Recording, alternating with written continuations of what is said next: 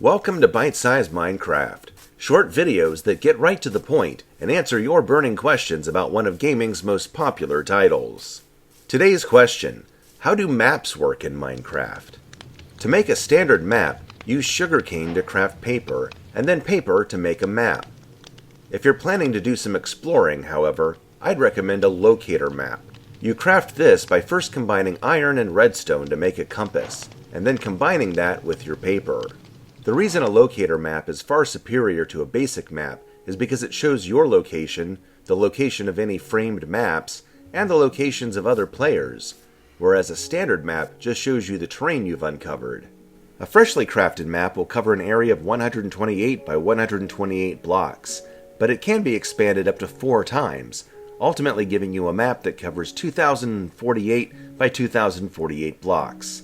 Now, your Minecraft world is virtually infinite, allowing you to travel nearly 30 million blocks from your spawn in any direction. Needless to say, that isn't going to fit on one map. So how do you determine what the boundaries of any given map are? You might think that when you use a new map, it'll place you in the dead center or at one of the edges and generate outward, but you'd be wrong.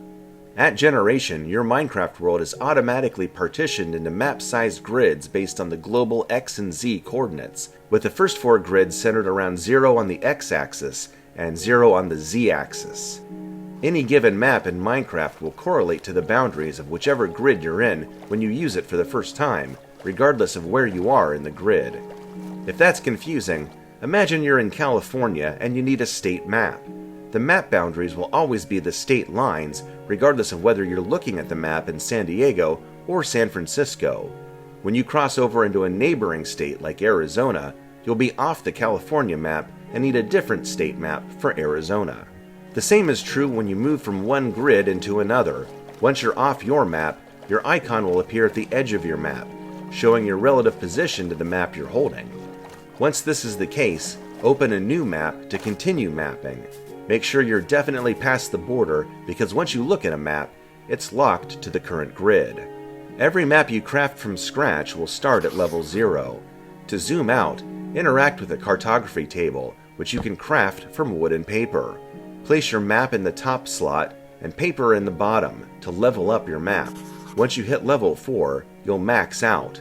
I prefer using level 4 maps exclusively, as they cover the largest areas. A new map doesn't show very much, especially at level 4, but every time you look at it in a previously unexplored area, that area will fill in. Hold the map in your offhand as you go to have it fill in automatically. Once you have multiple maps, you can create a map wall to look at your entire mapped world at a glance. Place maps in item frames to see how they connect to one another. When you have multiple maps, it's a good idea to rename them so you can keep track of which one you need. I like using ordinal directions like north, south, east, west, and so on, but you could also name it after a prominent feature, like a biome or a base located within. To name your map, open up your cartography table, place your map in the top slot, and enter your platform's text interface.